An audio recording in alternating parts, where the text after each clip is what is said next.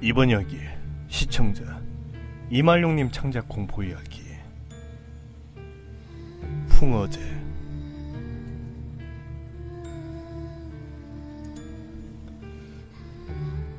먼저 이야기를 하기 전에 풍어제가 뭔지 이야기 먼저 하고 시작을 해야 할 듯 합니다. 풍어제란 바다를 접해 사는 어촌 마을에서 이루어지는 마을 신앙으로 풍어와 마을의 평안 그리고 해상 안전을 비는 제사입니다. 말 그대로 어촌 마을의 신앙이죠. 어부들의 안전과 사고가 나지 않게 해달라는 일종의 기도죠. 전 그때 당시 나이 23살이었습니다.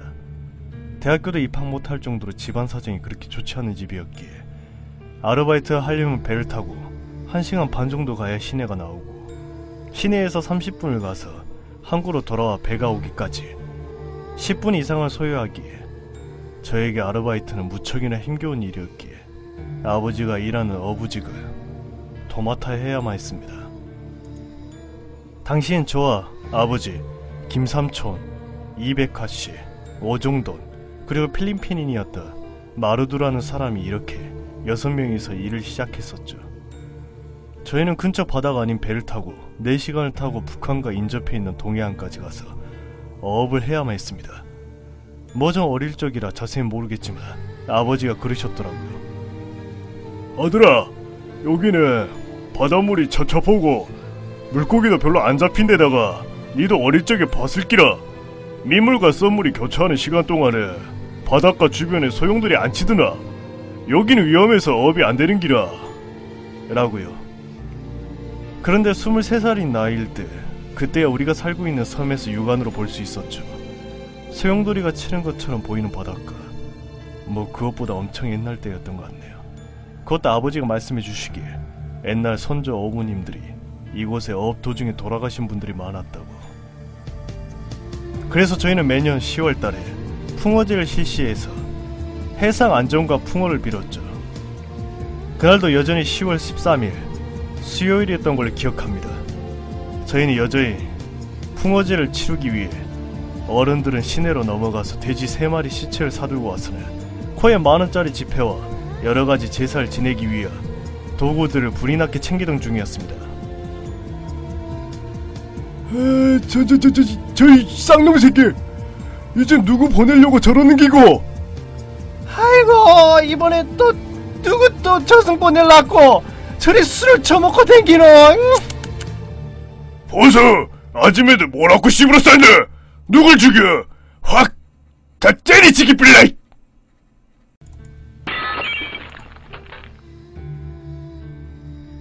솔직히 마을 내에선 이백화 씨를 욕하는 사람이 되게 많았었습니다.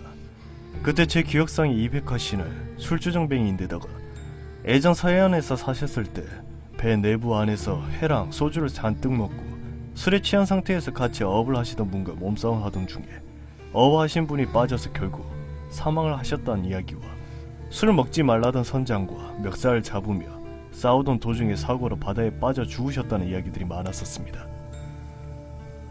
뭐 저에게는 그나마 조금은 상냥하게 대하시면서 말씀들 많이 하셨죠.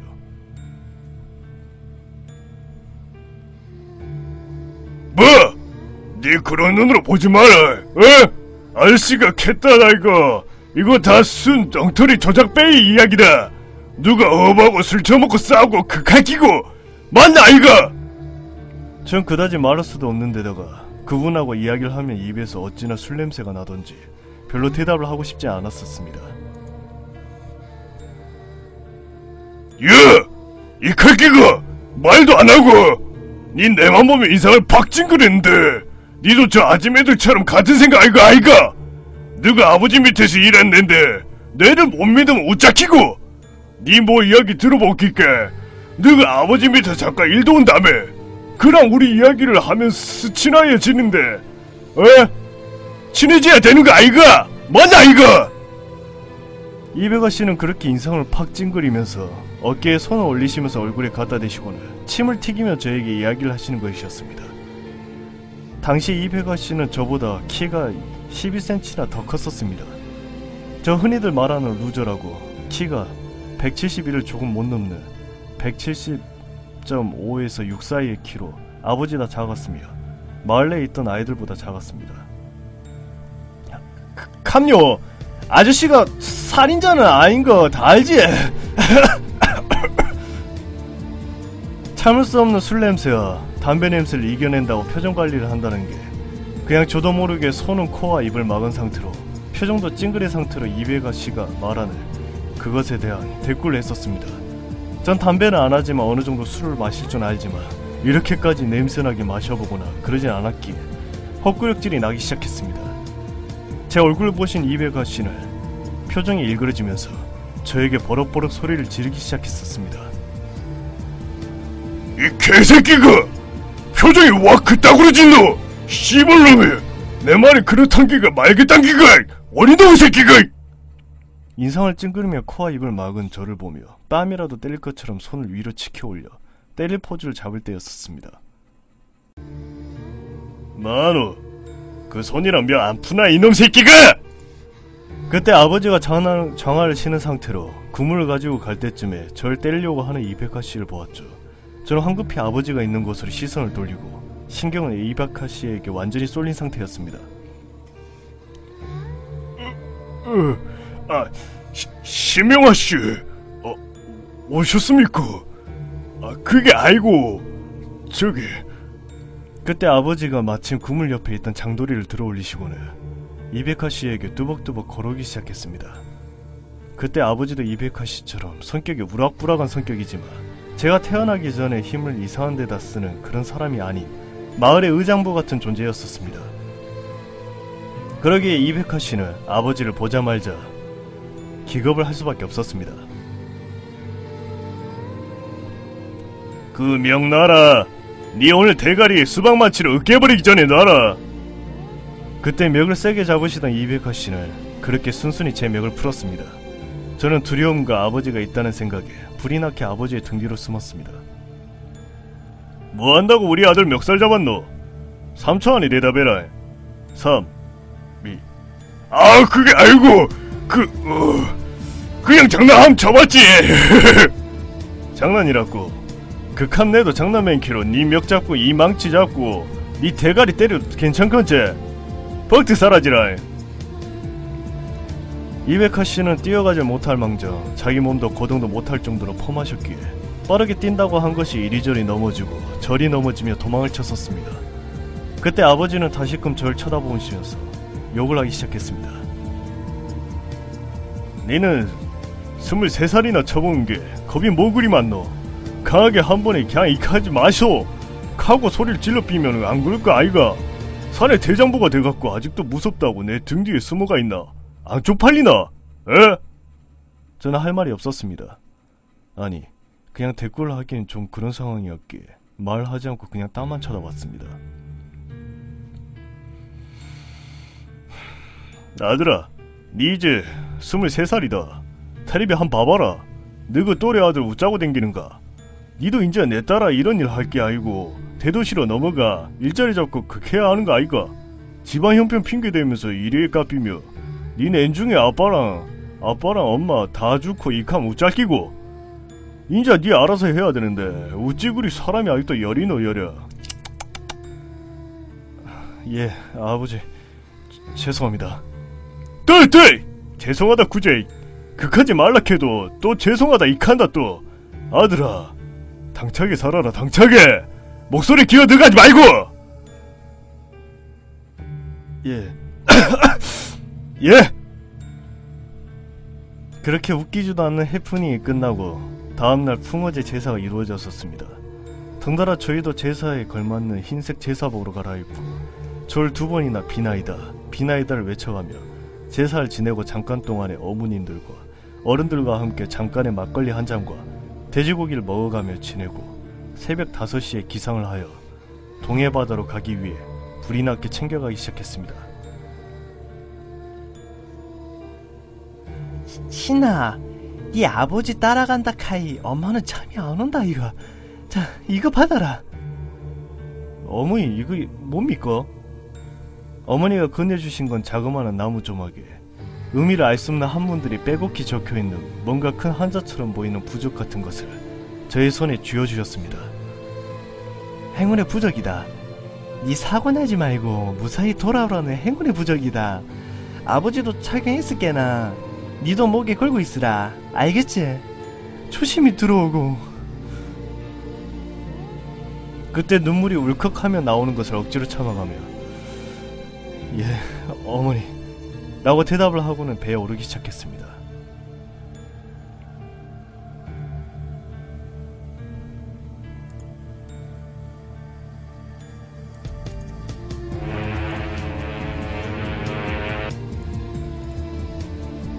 아버지가 운행하시는 배 이름은 제 이름을 따서 형진 마노라는 이름의 큰 배였습니다.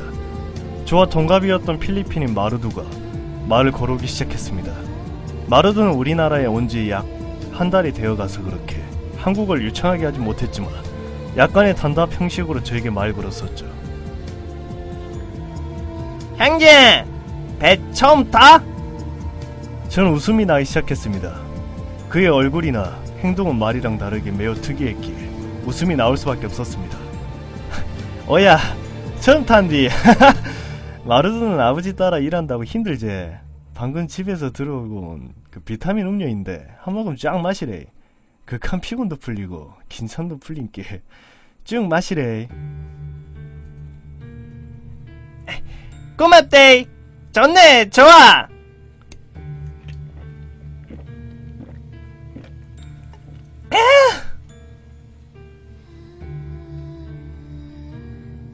그리고는 배는 고향에서 점점 멀어져가 약간의 작은 오천들과 자그마한 무인도가 보이기 시작했습니다.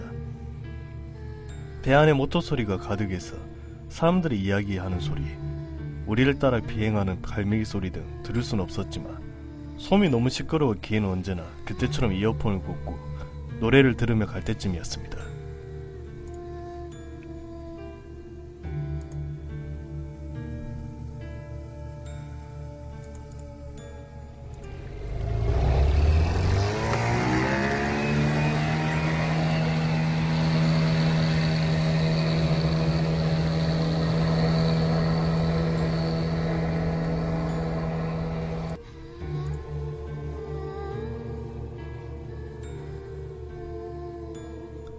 세 시간쯤 지났을까 갑자기 배가 멈추기 시작했습니다.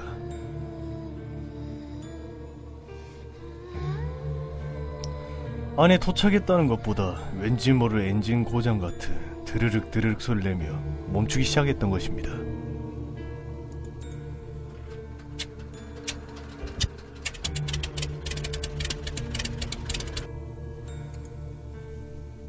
아버지는 고래고래 소리를 질러대며 이베카씨를 불러대기 시작했습니다.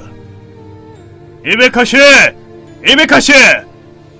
지금 모타실 가갖고 모타가 우질 땡인가 한 바보 있어. 배가 먼저 뺐는데 고장 났으면 고치면 된디께 퍼뜩 움직여 주이소. 그때 제가 본 이베카씨가 술에 안 취한 모습은 처음 봤기에 조금 놀랍기도 했습니다. 그는 비틀비틀 거리지 않고 바로 엔진실로 내려가서 엔진을 확인한 후 10분 뒤에 이베카씨가 소리를 쳤습니다. 영아씨! 누가 엔진에다가 무슨 짓을 했는가 한 바보 있어. 아이고 이거 제대로 엉켜뺐네. 아버지는 조타실에서 빠져나와 불이 나게 엔진실로 갔을 때였습니다. 아버지의 목소리가 고래고래 소리를 치며 분노한 상태로 나왔을 때였습니다. 신아! 신아! 니 일로 와봐라 박트! 저는 영문도 모르는 채 귀에 끼고 있던 이어폰을 빼고는 엔진실로 갈 때쯤이었습니다. 웬만하면 저를 안 때리시는 분이셨던 아버지가 어릴 때 빼고는 맛도 않았다 뺨을 세게 때린다 하여 한 대 찰싹하고 때리시고는 말씀하기 시작했습니다. 뭐! 내가 시내 가갖고 이딴 거 사오지 말랬지? 그리고 네 엔진실 언제 들어갔노? 빨리 말해라! 네 아직도 어릴 적 행동을 하고 일할 기가, 어? 아버지가 고래고래 소리를 지르시면서 가리키는 곳은 다름이 아닌 엔진이 끼어버린 낡은 로봇 연필통이 끼워져 있었기 때문이었습니다.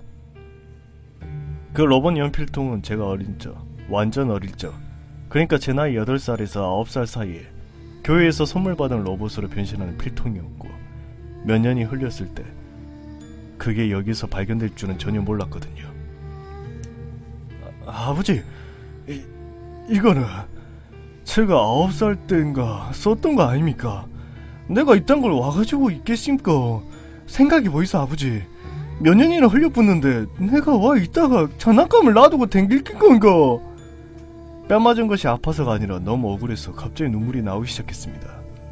처음으로 아버지가 저를 의심하시고는 뺨을 때리셨는데 정말 너무 억울한 마음에 눈물이 나오는 것이었습니다. 그 감히 이걸 누가 끼워놓고 갔나? 어? 니 말고 누가 했노? 니끼 암소. 아이 거참 귀신 고칼로리시네 고칼로리시야. 가서 지렛대하고 망치 들고 온나? 부사갖고 빼야지. 아따 뭐 일이 제대로 걸리빈 너. 다음주에 엔진 새로 바꿔야겠네. 오래돼갖고 힘도 없고. 그때 망치와 지렛대를 가지러 올라왔을 때였습니다. 바닷가 너머로 왠지 모를 안개가 낀 게 너무 이뻐서 잠깐 바라본 뒤 아버지의 고함 소리에 놀라 지렛대와 망치를 들고 내려갈 때 수평선 사이로 누군가가 서 있는 것처럼 보였습니다. 저거 사람 아닌가? 뱀가? 돛담배처럼 생긴 배는 육안으로 보일 둥 말 둥 거리에서 움직이지 않은 상태로 그냥 둥둥 떠있기만 있었습니다. 버튼 안 가지고 올 낀고 오늘 일하지 말까? 에? 버튼 내려온나? 그제서야 가지고 와서 그 장난감 연필통을 제거 후에 다시 엔진이 돌아가는 소리가 들렸습니다. 다시 움직일 수 있었습니다. 그렇게 하여 우리가 원하던 동해안 망망대해에 들어서고 나서야 우리는 구물망이며 여러가지 고기를 잡을 준비를 했습니다. 작업은 저녁 10시까지 계속되었고 저녁 식사는 11시가 되었어야 할 수 있었습니다. 왜냐하면 생각 외로 고기들이 많이 잡히지 않았기 때문이었습니다. 철도 철이었지만 이렇게까지 많이 잡힌 건 처음이었거든요. 어떠 신명아씨 오늘 완전 꽝이네 얘. 고기도 안 잡히고 아이고 으슬으슬 춥고 막 그러네 얘. 저저 가갖고 소주 한 2병 챙기가 온나? 뭐 어디서 술을 잡술락하노? 들고 오지 마라. 에이 시시 극하지 마이소. 뭐 조금만 마실 건데 뭐 그런 거 갖고 극하는겨. 야 그냥 가지고 온나? 알겠지? 이백하 씨의 아내라다는 생각으로 술 드시려는 생각을 하시는 것을 막으시려고 하던 아버지는 그냥 그렇게 멀뚱히 이백하 씨만을 쳐다보기만 했습니다. 그리고 아버지, 아이고 뭔 젊은 사람이 술을 머저리 좋아하는 기고 우치될 것 같고 라고 말씀하시고는 술이 오기를 기다릴 때였습니다. 그때 저의 시야에 아까 아침에 봤던 돛담배 같은 것이 보였는데 그때와 같은 거리에서 둥둥 떠있기만 있었습니다. 일단 너무 신기한 나머지 아버지한테 그냥 이야기를 하기로 했었습니다. 아버지, 저기 배 하나 안 뱀니까? 아까 내 망치 들고 갈 때 봤는데 같은 거 같은데 저게 뭔 뱀고요? 저의 이야기를 들은 아버지는 뒤로 쳐다보시더니 다시 저를 쳐다보며 황당하다는 말씀하시기 시작했습니다. 무슨 배 말하는 기고? 아무것도 없는데 니 힘들어서 헛것이 보이나? 아님 잠오나? 좀 자다 올래? 어차피 지금 고기도 안 잡히고 이칸 깨나. 좀만 자다가 아버지가 깨울 텐께까. 마루도 하고 잠깐 자고 있으라. 알겠지? 아버지는 백아씨하고 잠깐 이야기하고 있을 텐께까. 저 아버지, 저 배가 어디 갔노? 아버지랑 눈을 마주대며 이야기하고 난 뒤에 다시 바닷가를 보니 제가 봤던 돛담배는 보이지 않았고 진짜 제가 피곤해서 헛것을 본 것인가 하고 뭉친 어깨를 왼쪽 손으로 올리고 주무르며 외국인 친구와 함께 배 유익한 침실로 향하고 있었습니다. 형제! 힘들지? 힘내고! 외국인 친구였던 나루드는 한국어를 할 줄 몰라 말 쉬면서 말하니 어떤 말을 할지 궁금할 때가 많았습니다. 그냥 이게 말이 끝난 거라 생각하고는 저는 대답을 했었습니다. 별실이 안 흔들디. 나르드, 네가 여기 한국 와서 힘들게 일하는데 괜찮다. 꼬마땡! 그때서야 침상에 누워서 역시나 저는 귀에 이어폰을 끼고 노래를 들으며 누워 잘 준비를 할 때쯤이었습니다. 내가 누운 자리, 그러니까 나루도와 제가 누워있는 그 가운데 동그란 유리창이 있는데 그곳에서 하고 두들기는 소리가 났습니다. 그 소리를 들은 저는 황급히 일어나서 유리창을 바라보았습니다. 뭐 다른 건 없더라고요. 아, 뭐시고? 학원 다시 놀 때였습니다.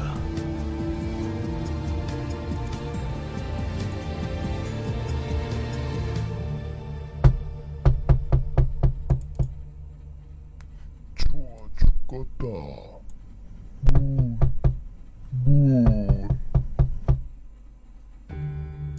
이런 소리가 들리던 것이었습니다.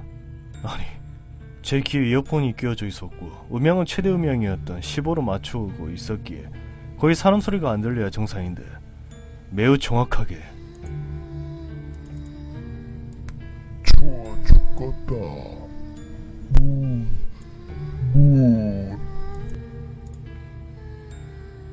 추워 죽겠다는 소리가 들렸었습니다. 저는 그냥 일로 들어오 있어. 누군겨? 아버님입니까? 아니 백화아저씨인겨? 아니 김삼촌입니까? 아이씨, 들어오 있어. 그런데 대답은 없었습니다. 그냥 계속 소리만 들렸기에 짜증난 나머지 이어폰을 빼고 문을 열 때쯤이었습니다. 침실이 있는 곳에 문은 둥근 유리 창문이 달려있었는데 그곳은 검은색 옷을 입은 사람이 아버지와 이백화씨 그리고 김삼촌 사이에 서 있는 것이었습니다. 마치 술을 같이 먹는 듯한 모습으로 서서 있었기에 누군가 했었습니다.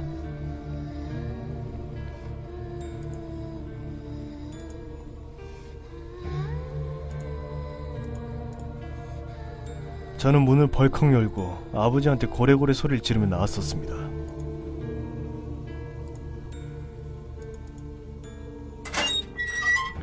아버지! 그 김삼촌 아저씨 앞에 있는 검은색 어디 갔노? 니 와카노! 와 무슨 일 있나? 전 아버지의 말에 대답은 하지 않고 저는 당황한 눈빛으로 두리번거리면서 이백화씨와 김삼촌 아저씨를 이리저리 살펴보고는 다시 저는 그들에게 되물었습니다. 아저씨들 추우면 안으로 들어오면 되지 왜 창문을 두들기면서 추워 죽겠다 이갑니까? 이 추운 날씨에 술 그만 마이소. 그들은 저를 쳐다보시더니 말씀하셨습니다. 뭐라 캐선도? 뭐 언제 우리가 춥다 캔노? 야야! 니 누워있는 데가 사람이 올라가가 말할 수 있는 공간이 있는가 한 봐봐라.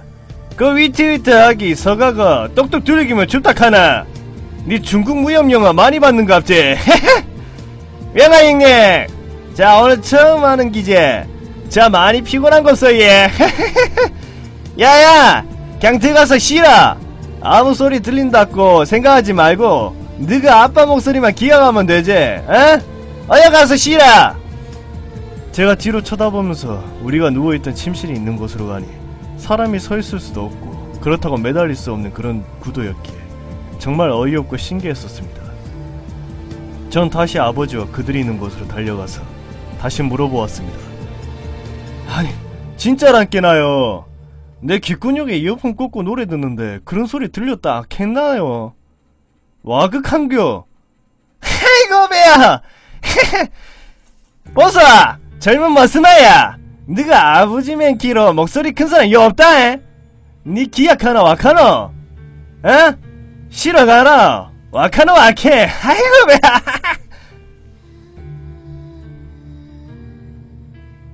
김삼촌이 그렇게 말하자 아버지는 미소를 지으시면서 고개를 끄덕이며 저보고 쉬러 가라는 신호를 보냈었습니다. 정말 황당한 나머지 계속 그곳으로 들어가기 전에 한 번 더 주시를 하면서 들어갔었습니다. 다시 들어갈 땐 이상하게 소름이 쫙 돋는 듯한 느낌이 머리를부터 시작해서 손끝까지 전율이 흐르기 시작했었습니다. 아니 마치 이상한 사람이 이곳에 들어왔던 것처럼 그때보다 바다 비린내가 심하게 났기 때문입니다. 그것보다 더 어이없었던 것은 제가 누워있던 그 침상 자리가 축축하게 젖어 있었던 것이었습니다. 다시 저는 황급히 내려가 아버지한테 이야기를 했었습니다. 아버지! 참아 와보이소! 내가 누운 자리에 축축이가 있는데 우찌 댕긴지 좀 한 봐보이소! 뭔 일이고? 와 이리 오늘따라 와! 뭔일 있는가? 한 봐보자! 이전엔 자가 땀을 빨빨 흘린 감시롱 잤는갑지? 하하하! 아따 형님! 자 배우해도 되겠신다! 하하하 이거 뭐야! 그만 웃었사라! 자난 것지도 않고 웃기지 않는데 뭐 저리 웃었산 너? 에? 그만해라! 비웃으시던 김삼촌님을 꾸짖으시면서 아버지는 저를 따라 제가 누운 침실로 갔을 때였습니다. 근데 멀쩡하게 있는 침상을 보시던 아버지는 어이가 없으시다는 표정을 지으시면서 대답을 하셨습니다. 마! 니 힘들면 이제부터 아버지 따라 일하지 마라. 안 젖어 있고 아무렇지도 않구만. 뭐가 젖어 있노 뭐가? 푹 쉬고 있으라 알겠지? 푹 쉬라. 아니 진짜 젖어 있... 에헤! 정말 어이가 없었습니다. 방금 전까지만 해도 축축히 젖어가 있었는데 말이죠. 그렇게 저는 아버지의 말을 따라 눈을 감고 이번엔 귀에 이어폰을 끼지 않고 잠이 들기 시작했습니다. 그런데 다시 또 그 소리가 들리기 시작했었습니다.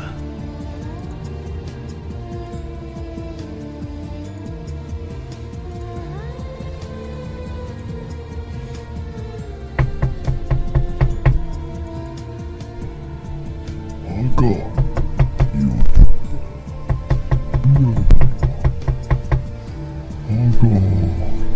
요 추워 죽겠다. 문 열어봐라.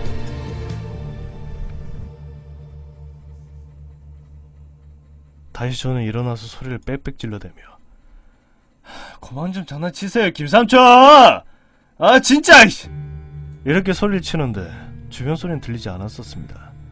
매우 고요했죠. 이상한 아버지 저는 침실에서 나와 가판에 있던 그들을 보기 위해 나가는데 아무도 안 보이고 좀 전에 봤던 그 돛담배가 한 척 있었습니다. 그런데 그곳에 아버지와 그들이 그 배에 타고 있던 것을 목격할 수가 있었습니다. 아버지! 어디 가는깁니까? 저기요! 가지 마이소! 가지 마이소! 어디 가니까!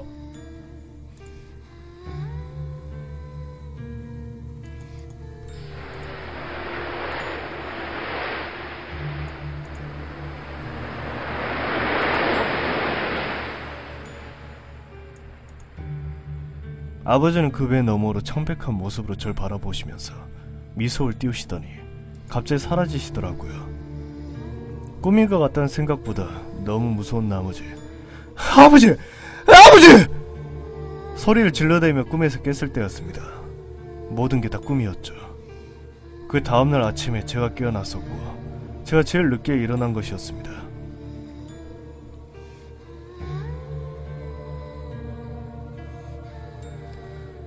아버지와 그들 모두 계시더라고요. 절 보며 웃으시고는 아버지가 그러시더라고요. 네 꿈자리 되게 안 좋은갑소. 자면서 웃지나 내 이름을 불러대던지. 다들 그렇게 장난을 치시면서 웃으시길래 다행이다 라는 생각이 들었었습니다.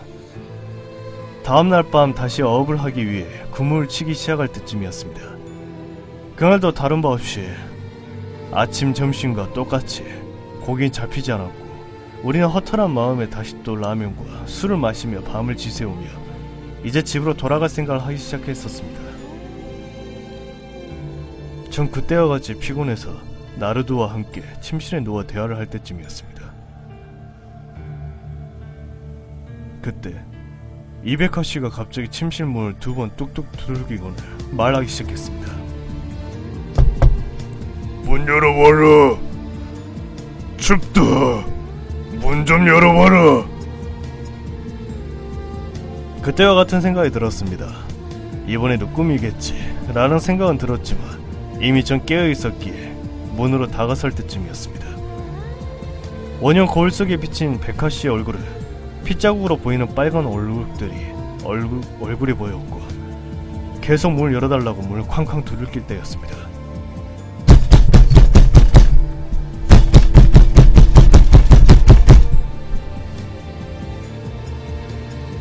아니, 그냥 자기 손으로 문을 열면 되는데 왜 갑자기 문을 열어달라는지 몰랐었습니다.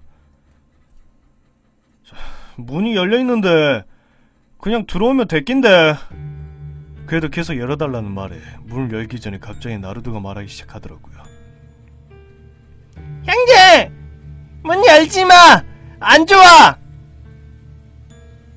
무슨 말인지 몰랐습니다. 아니, 그것보다 안 좋다는 말이 나오니 뭔가 이상하다 느껴졌습니다. 전 나루도한테 되물어봤습니다. 뭐가 안 좋다는 기고, 저기 백화 아저씨 좀 문 열어달라 하는데 와! 나루도가 그때서야 이야기를 하더라고요. 여기 지금 이상하다고. 나 계속 이야기를 하려했는데 안 믿어줄까봐 이야기를 안 했던 것처럼 들렸거든요.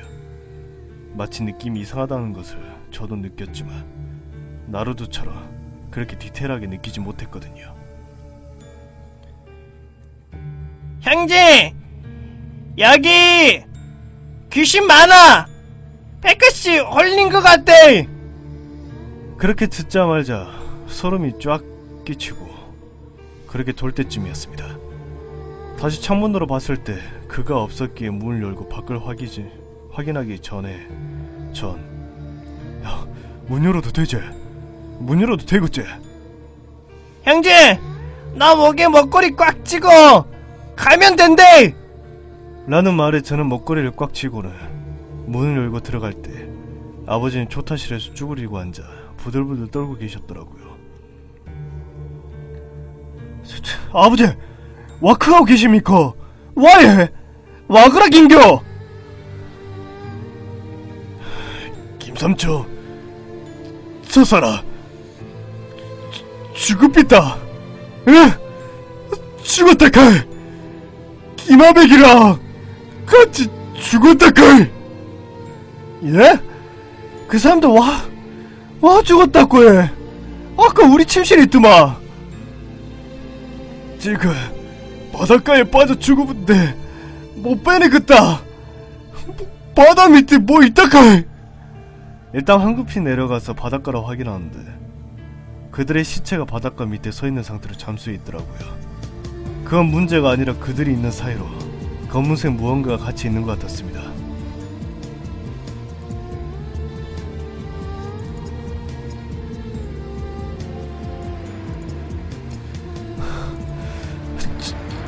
저거 누구? 아버지! 이렇게 부르짖는 사이에 갑자기 그 검은색 사람 형태는 제 눈앞에 있었고 저는 돌아보자마자 넘어져서는 뒷걸음치기 시작했었습니다. 그런데 그 이상한 것은 그냥 제 곁에서만 있었지 어떤 행동도 하지 않고 저만 주시하고는 갑자기 말하는 소리가 들렸었습니다.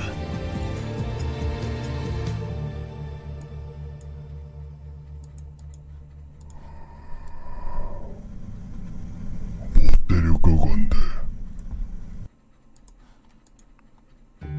그러는 말과 함께 저는 쓰러졌고 다음날 아침이 되어서야 눈이 떠졌습니다.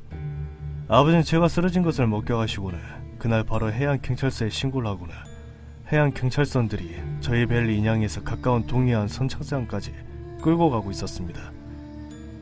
그 밤에 죽었던 그 사람 시체는 찾지 못했거니와 행방불명이 되었었고 우린 경찰 조사를 받고 다시 배를 인양해 저희 고향으로 다시 돌아갈 때였었습니다. 좋지 않은 얼굴로 우리는 고향에 들어서기 전에 제 눈에 보이는 것은 그 돛담배가 보였고 그 두 분이 그 배에 타서 우리를 지켜보는 것이 보였었습니다. 그냥 할 말이 없었습니다. 그냥 바라만 보고 있었죠. 이미 지역방송 뉴스에서는 우리 이야기가 보도가 되고 있었고 김삼촌님과 이백화씨는 현재 실종 상태에 있다는 보도가 있었고 어머니는 우리가 도착하고는 것을 보고는 울분을 터뜨리면서 아이고 다행이다 아이고 거리면서 우리를 쓰다듬어 주었습니다. 그때 전 아버지한테 다시 물어보았죠. 자, 아버지, 근데 우리 배에 외국인 애 한 명 있지 않았습니까? 걔는 왜 안 배는 거요? 그때 아버지는 말씀하시더라고요. 누구 말하는 기고?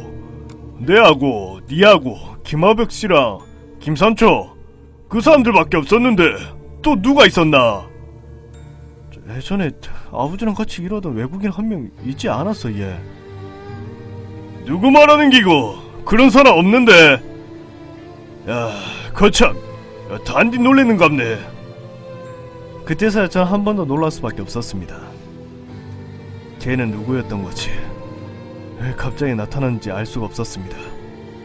아마 그냥 귀신이 아니었나 라는 생각밖에 들지 않더라고요. 그리고 우리는 어업일을 그만두고 저도 그렇게 취직해서 우리는 어촌에서 벗어난 시내에 집을 얻고 잘 살고 있었습니다. 정말 묘한 일이 아니었나 싶을 정도로 이상한 일을 겪었죠.